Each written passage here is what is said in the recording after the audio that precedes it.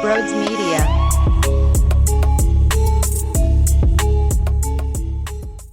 Welcome. Hello. How are thee? This is Sports Talk with Broads. Do you see the title of the show? Do you? Your Philadelphia Phillies are getting ready for another postseason run. Trea Turner, welcome to Philadelphia, even though you're in Florida. Hitting bombs, breaking cars, doesn't matter. Has a lot of money. He could pay for it. Wow, wow, wow, wow, wow. Is it really almost time for baseball again? I got butterflies.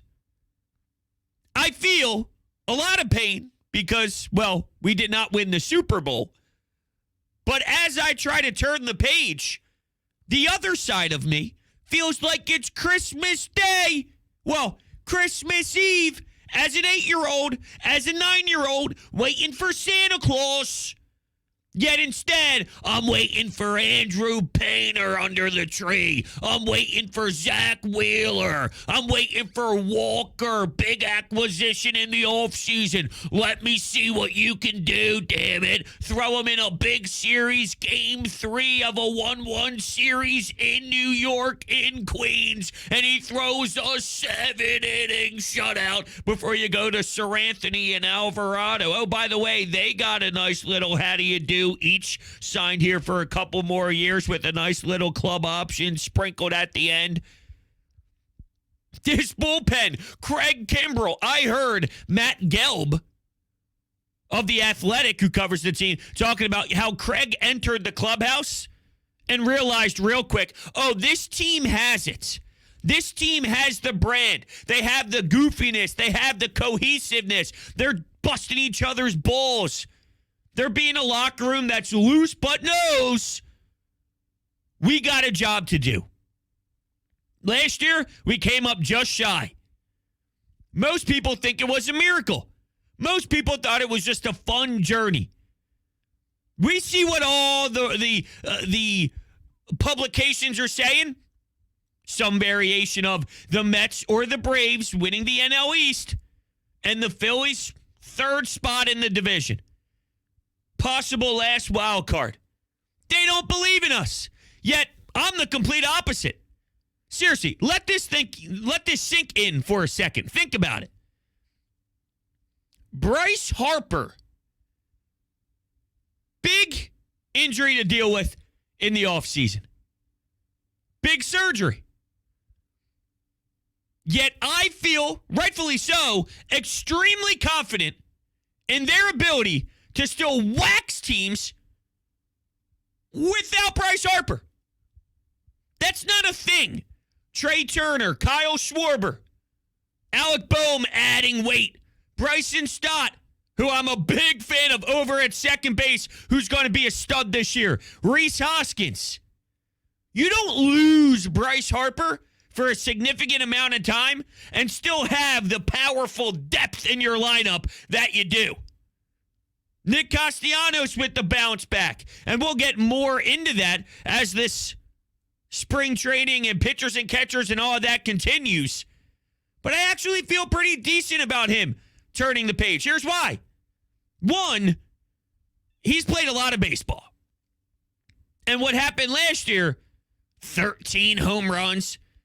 It was such an extreme of piss poor that he's done so well for so long that, I'm sorry, I can't say that that's who he's going to be every single season. It's so bizarre and strange. I have to imagine the normal Nick Castellanos returns. And then, two, there was a fantastic piece in the Inquirer. And seriously, I mean, all around the board, whether it's the Athletic, whether it's the Inquirer, there's been some awesome coverage. NBC Sports Philadelphia, amazing. John Middleton, ready to spend $1 billion to go win another championship. $6 billion, $10 billion, $55 billion, $55 trillion, $86 trillion, billion, million. It doesn't matter. Whatever it takes to add more to the trophy case. That's where his mindset's at. Andrew Painter. There's been such great stories. But anyway, The one that really sticks out to me with Nick Castellanos is the fact that he had a difficult time with his family last year, having another child. It felt like the dad part of him was missing with that side of his family. And look, I don't have kids, all right, so I don't know what that feeling is like. But I have to imagine when you're struggling at your job, a lot of pressure. Now, he signed the contract, and he signed on the dotted lines, and he's playing in a big market city. He had to have known when Dave Dombrowski went up to him and said, we want you to be here. We want you in the pinstripes. Sign, please. That's part of it. At the same time, though, he said a lot happened quick. It kind of spiraled out of control with what he was doing out there in the baseball field. And then his personal life, he didn't feel like the family stuff was necessarily there. And I think it kind of snowballed out of control.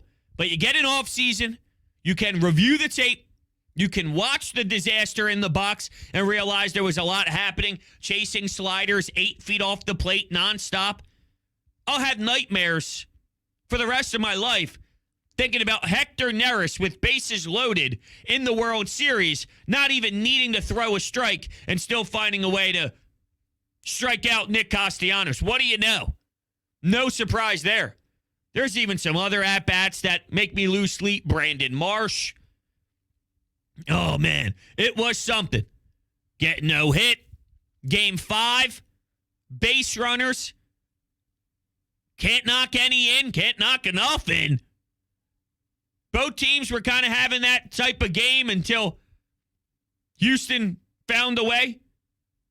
And the Phillies couldn't. There was a lot there, for sure. But I feel okay about Nick Castellanos. And, yeah, a lot of it is just basing it off of the track record. He's played a lot of baseball. 13 home runs? That's so extremely poor. Now, I don't know if we're going to get 30 plus. Even the day we signed him, he got hot at the right time. The right season. UFA, big payday, free agency. He went off. Good time for him. With that said, can I get 25? Can I get 22, 23? That's significant. Significant. 13 to 24? 13 to 23? Throughout the season, his batting average wasn't as horrendous, but it didn't really tell the full story. He was a mess. But he's chalking it up to a lot happened at once. Media attention on where he was living. Now, he chose to move into Ben Simmons' house. But maybe there's just a feel-out process of, okay, I get it now. I get Philadelphia. You don't know when you're in Cincinnati. You don't know when you're in other cities. Detroit, it's not Philadelphia. Maybe there's an understanding of, okay, I get how it is. Clean slate. Let's start over. Last year wasn't me. And I'm willing to give that to him. If it continues, though, and it bleeds into this season, well, then, yeah, my frustration will definitely probably pop off pretty quickly. It's a shorter leash than most. If I watch him strike out on 4 pitches, swinging at nonsense, if I see him chasing garbage, and it looks exactly the same way it did last season, well, then, yeah. I'll probably start barking pretty early in the season. All I'm saying is from the rip, I'll give him a little bit of breathing room, a little bit. Not as much as I normally give, but a little bit. Because I've seen him mash the cover off the baseball a lot. Now you get an understanding, too, of who your teammates are, what it's like to play with them. And you roll into another season. I have to imagine the comfortability of the room can help settle some things down a little bit. This team learned a lot last year. This team learned how to win. And it wasn't easy. Started out pathetic. Fired the manager. Went on an epic winning run. Constantly stringing together series wins and all that good stuff. Then when September rolled around, it was another disgrace. They snuck in, and the rest is history. So they learned a lot. But, man, I even think the excitement with the city right now is at an all-time high for Phillies baseball again. which is magical. I'm pumped up about that. There's personalities that we mesh with. Alec Bohm, Brandon Marsh, Kyle Schwarber. All year long, we were debating why fans weren't in Citizens Bank Park. We were wondering if we would ever feel a connection with the team where you went out and bought a lot of the players or traded for a lot of the players. JT wasn't homegrown, but Chase Utley, Jimmy Rollins, Ryan Howard, the era that we appreciate the most, had a lot of guys that through the thick and thin, we watched them grow and blossom in front of our eyes. You trade for JT, you make moves for certain players. It just didn't hit home. Cole Hamels to Zach Wheeler. While Aaron Nola's homegrown. But we remember the storylines. Well, after what they did and the partying they brought us through, we feel connected to them. And I think that's going to go a long way with the entertainment factor. Speaking of Nola, there's a lot of storylines here. Seriously, Bohm adding weight. He improved last year. Such a huge leap on both sides of the ball. There's still fundamental flaws and things that bother me from a fundamental standpoint over at third. And I don't know if he's a serious, legitimate third baseman every day in this league. Maybe one day he moves over to first base. If they let this arbitration year run out with Rhys Hoskins and they don't want to sign him the big ticket, maybe he goes elsewhere and you can factor in maybe getting the third baseman elsewhere. Maybe that's something that happens. Deep down, I don't think Bohm is an everyday third baseman. But you add weight. Can you pull the ball more this season? There was so much that he had to do last year. I'm saying before last year's season, in that offseason, there was a lot to work on. There's still a lot to work on, but definitely less. He had to restructure basically everything. He had to start from the bottom. He had to start from ground zero. And he did a lot, which is fantastic. There's more of a base now. But what do we get out of Alec Bohm? And can we get more power out of his bat? With the weight. Aaron Nola. Contract extension talk, possibly, before the season begins, though. Yu Darvish getting paid till he's 75. That moves Aaron Nola up with, if he does hit the market, how big he'd be. And it's pretty crucial that this franchise was able to capitalize with his AAV over the last few years and what his hit was to the luxury tax. You're talking $16 million. You're talking $15.5 million. And listen to these numbers. 3.25 ERA, eating 205 innings. Aaron Nola made a big statement to us last year. With that said, hit a wall. But this is all part of the learning experience. Okay, so you hit that wall. What are you going to do with that knowledge that you had so when this team does it again, you're not as broken down that deep into the season? Maybe part of that has to do with how the organization handles some of the regular season stuff. You might get frustrated that in the 6th inning in a game in July, Aaron Nola doesn't go back out there. But that's all because the big picture of late September, August, October, June, he could probably go the 7th, or he goes 7, he could probably go the 8th, but we're going to shut it down here. I don't want to have the pitchforks on fire for Rob Thompson's head, because if you remember what happened last season, you need to remember.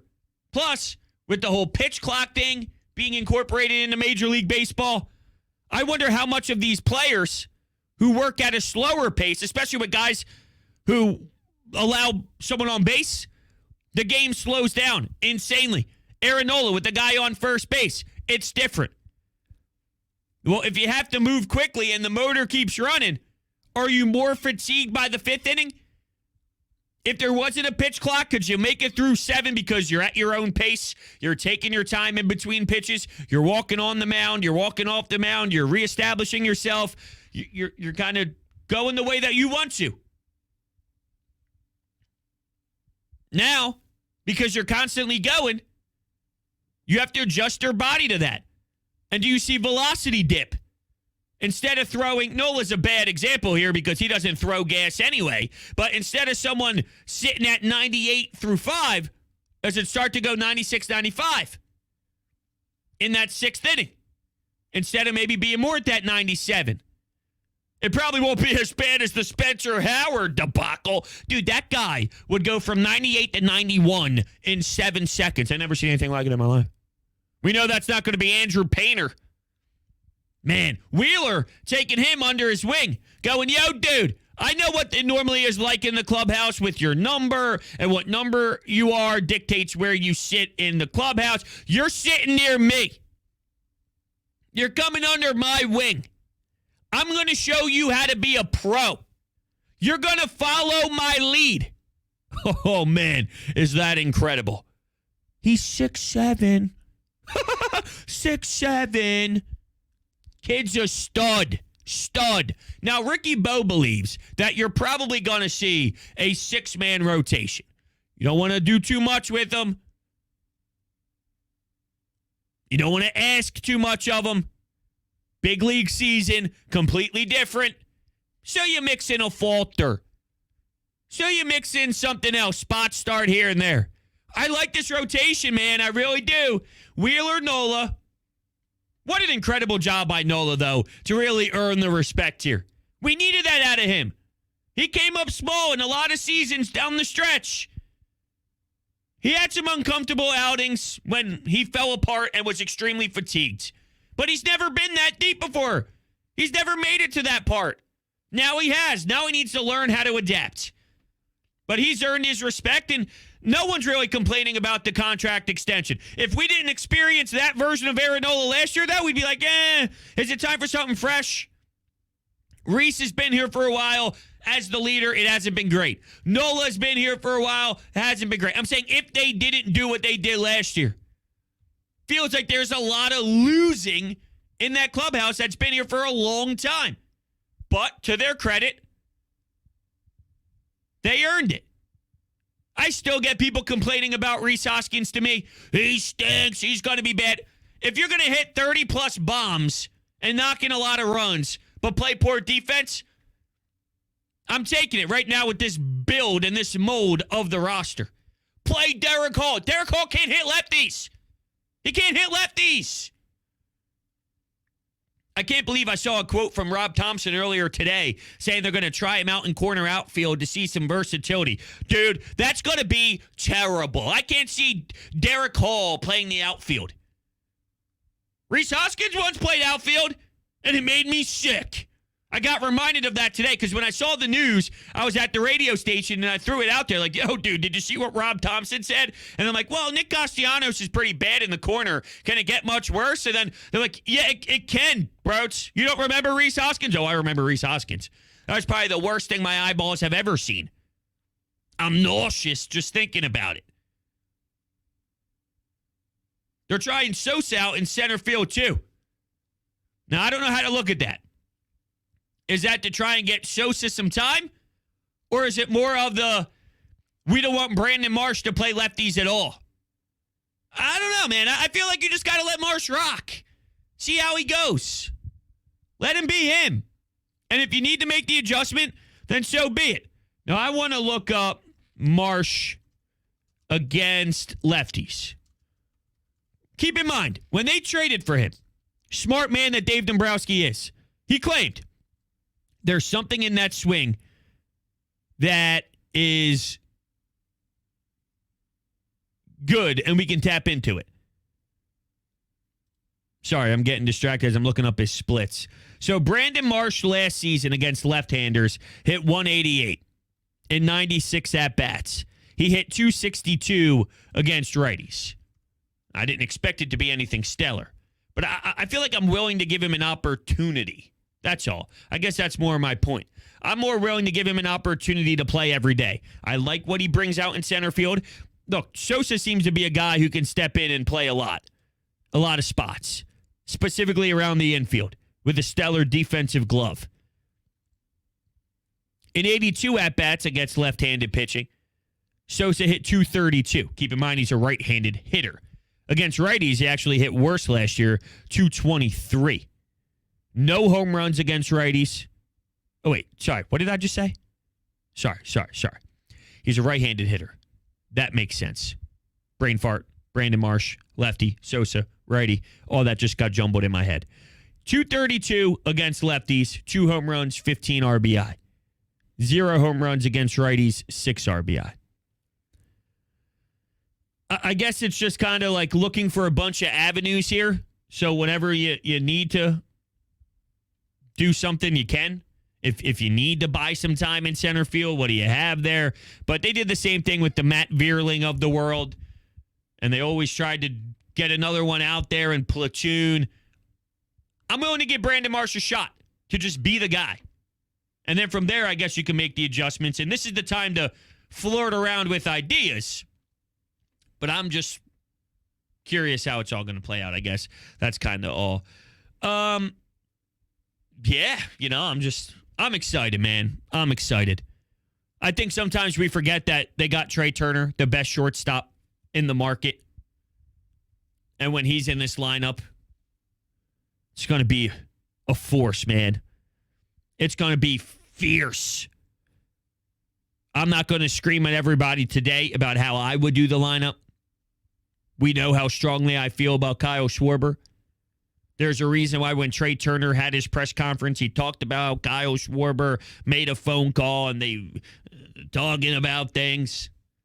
Truthfully, it's not the worst case scenario in the world if they do slot Trea Turner up there, but I'm just bothered by people who think it needs to be a certain way because 25 years ago, you put speed up top. Well, nowadays, it's all about hitting bombs, and I want Kyle Schwarber to get as many at-bats as humanly possible because in case you don't know, all he does is hit bombs. Yeah, but if he gets on base, he's going to slow down Turner. No, he's not, because when Bryce Harper returns, if Kyle Schwarber and Trea Turner both get on base, Bryce Harper's up at the dish, he's going to rake. He's going to rake.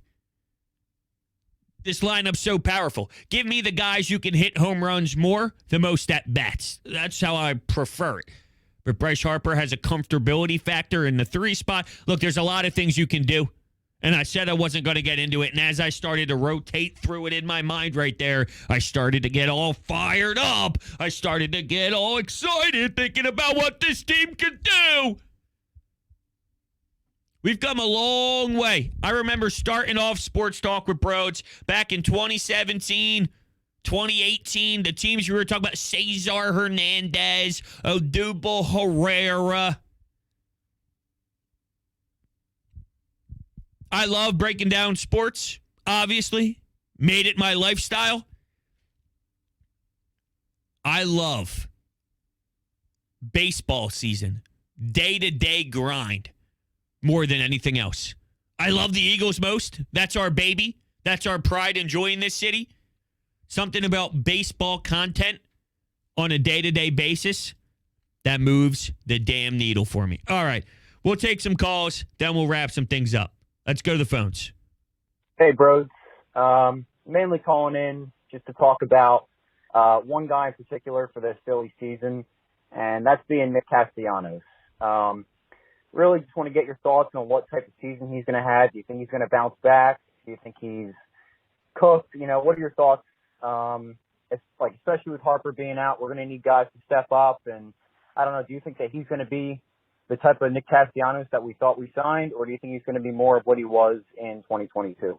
It's just hard to think that he's going to duplicate last year's season when you look at what he's done in his major league career. So I'm not setting the bar to that free agent year in Cincinnati. That was a bit of an outlier, to be honest with you. And since I guess I have some of the stats up here, why don't I just punch in Castellanos? But I don't know if I'm expecting 30 plus, but I need mid 20. If I can get mid 20, that's a massive jump to what this lineup could be. He was pitiful. Really, he was so bad. He hit 13 home runs last season. It's just inexcusable.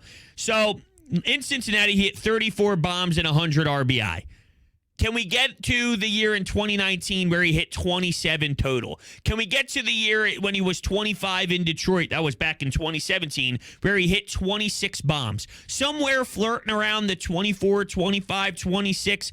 That would be a really good bounce back season for me. And keep in mind, I think just organically, when you're a pitcher on the other side and you see this lineup, maybe you can get to the higher 20s, the 28, the 29, the 30, because, well, hold on a second.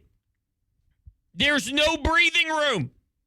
And sometimes you make a mistake in this league and you get out of control and you get all in your head. And hold on, I got to face Schwarber and then Trea Turner and then Bryce Harper and then Rhys Hoskins and then JT Realmuto and Nick Castellanos and Bryson Stott and Alec Bohm. When do I get a chance to breathe? When can I get a chance to relax? I barely even mentioned JT Realmuto's name. Last year, there was a time from about June or July on where it was basically right after the Toronto situation where he couldn't play, and I was bothered by it because I'm like, yo, dude, he had a couple days off. He ends up being one of the best hitters in all of baseball. Forget being one of the best hitters as a catcher. Forget about being one of the best catchers in all of baseball. The best catcher, I should say, in all of baseball. He was one of the best hitters in OPS in all of baseball, regardless of the position.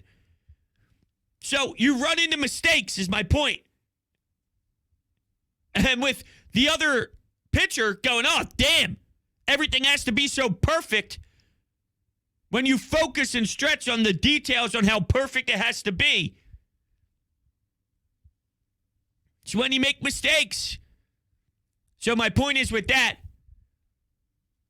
does he get more chances? And if he's feeling, let's say on any other team, he can get back to that 24 home run mark.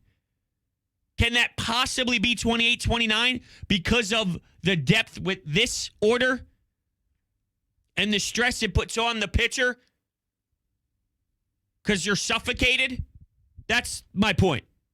And I think it's very possible. But to not go too crazy and to give him more of a realistic bounce back result type of year, I'll sit at that 24-25 mark.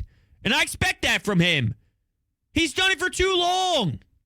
He's good. Nick Castellanos is good. I don't know what happened last year. Pressure, uncertainty, snowballed out of control in his own head.